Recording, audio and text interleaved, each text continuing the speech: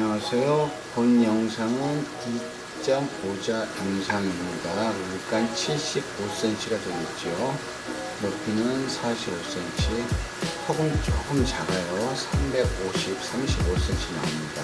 고압이탄이 5시간 정도 아주 미세하게 들어가고 있고요. 이 어항은 나나를 비롯해서 수초 활착을 위한 어항입니다. 그렇다고 해서 수초만 있으면 재미가 없으니까 생물은 하우스타투스를 넣었습니다. 보이는 개체는 성어 대략 한 20마리 정도, 치어는 지금 상당히 많을 겁니다. 요즘 제가 브라인 슈림프를 이틀에 한 걸로 끓여가지고 잘 먹이고 있습니다. 참고로 하우스타투스는요, 브라인 슈림프예요. 이건 절대적인 겁니다. 그래서 좀 눈에는 잘 보이지 않지만 서너 달이 지나면 개체가 늘어나지 않을까 하는 기대를 해봅니다. 그러니까 이 어항은 나나 번식, 수초 번식이죠. 그 다음에 이제 하우스타투스 번식을 같이 목적으로 하고요. 가끔 블랙호류들이 산란을 했을 때 그 알을 부 앞에 걸어 놓습니다. 제가 이제 부화통이, 거리식 부화통이 있습니다. 결국은 세 가지 목적이 있겠네요. 참고로 이 조명은 그렇게 밝지 못합니다. 예전에 나왔던 지배의 주방, 거기서 썼던 LED 조명인데 조금 조명이 어두워져가지고 제가 일로 갖고 온 겁니다. 제 사무실로. 그래서 좀 어두운 편이고요. 그러니까 밝지 못하다 이렇게 생각하시면 되고, 당연히 조명은 이 탄과 함께 묶여져 있어야겠죠. 그러니까 시간은 5시간 정도. 그런 거는 요즘은 좀 없겠지만 파심에 말씀드리면 2탄과 조명은 함께 해야 하는 거죠. 빛이 있어서 광합성을 할 때 2탄이 있으면 그 효능은 좋아지는 건데, 우리가 가끔 착각을 또 해요. 뭐냐면 음성수초, 그 대표적인 것이 모스죠. 그 다음에 나나, 볼비티스. 저는 다 음성수초를 쓰고 있는데, 이럴 때 2탄이 없으면 어떻게 해요? 할 때는 없어도 됩니다. 보통 이렇게 얘기하잖아요. 맞죠? 없어도 됩니다. 그러나 이제 없어도 된다는 뜻은 정확히 해석을 해보면 없어도 산다 이런 뜻이 되는 거예요. 잘 산다고는 차원이 다릅니다. 결국은 뭐냐, 2탄이 있으면 잘 됩니다. 이건 당연한 거예요. 없으면 그래도 무난하게 산다, 그게 음성수초다 이렇게 해석을 하시면 좋습니다. 결국은 빛이 없으면 식물은 광합성을 안 하게 되는데, 이 친구들도 이때부터 잠을 자죠. 잠을 잘 때는 탄소 동화 작용이 아니라 이화 작용을 하게 되는 거니까 거꾸로, 그러니까 2탄이 아닌 산소를 호흡하게 되죠.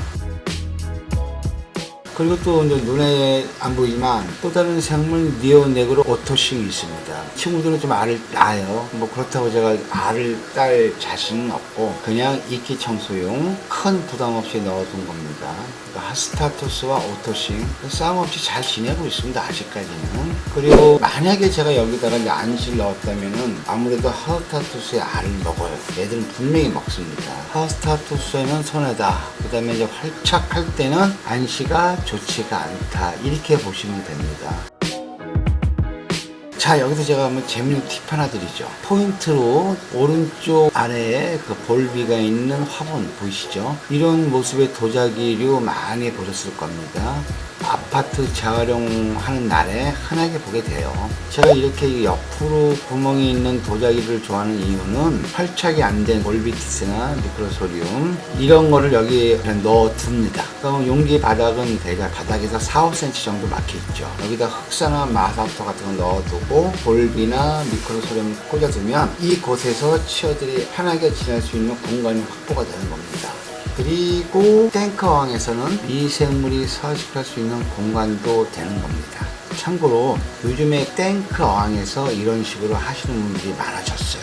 유튜브 화면을 보시는 분들 이런 것도 참고해 주시길 바랍니다. 이런 걸 잘 보셔야 돼요. 왜 그랬는지. 요거 같은 경우는 치어 보호. 저 같은 경우는 하우스타투스 알이, 거기 알이 되게 많아요. 그래서 그 치어가 부화되고 수무라고 하는 것도 있고, 또 미생물의 서식처 확보 이렇게 생각하면 됩니다. 미관상도 절대 나쁘지 않아요. 괜찮습니다. 한번 제가 추천드립니다. 하우스타투스는 말 그대로 창을 든 로마 병정 이런 뜻이 되겠죠.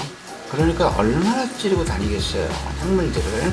비슷한 류의 생물들이 있으면 얘들은 찌르고 다녀요. 그런데 특성상 이 친구는 호버링, 그러니까 헬리콥터가 공중에서 제자리에 멈춰 있는 모습, 그걸 호버링이라 그러죠. 그런 모습을 또 보이기도 하고.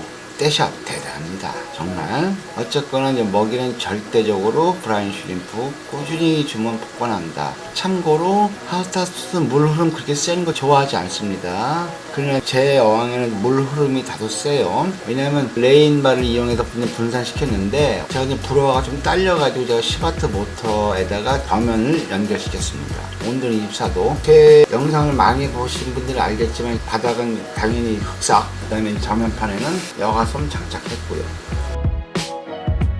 나나 활짝한 것들이 많이 보이시죠? 요거는 요번에 이거 벌브가 나가지고 빼낸 것도 있고, 제가 좀 콩나물을 어떻게 좀 구해봤어요. 근데 야, 요건 좀 생각해 볼 문제가 있네요. 왜냐하면은 물에 좀 녹는다. 완전 수중화가 안 된 개체가 들어오지 않았나 이렇게 생각을 하는데, 저는 어쨌거나 3분의 2 정도는 건졌어요. 한번 더 지켜봐야 될 것 같고요. 그리고 좀 대부분 인조 화산석 혹은 항호석 여기다 제가 붙인 겁니다. 작은 데다가. 전부는 아니지만 대부분 접착제를 이용해서 저는 붙입니다. 그리고 앞으로도 계속 저는 접착제를 사용할 겁니다.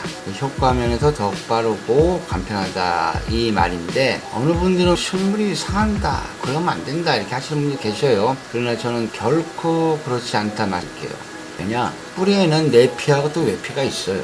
그래서 생각보다는 식물이 다치지 않는다 이런 생각입니다. 사실 이 방법은 난초 하시는 분들 거의 부작이라고 그러죠. 부작 이렇게 사용합니다. 그러니까 돌에 붙이면 석부작, 나무면 목부작, 그리고 이제 숯에 붙이면 숯부작 이렇게 말씀하시는데, 거의 대부분이, 그리고 앞으로는 모두 접착제를 이용할 겁니다.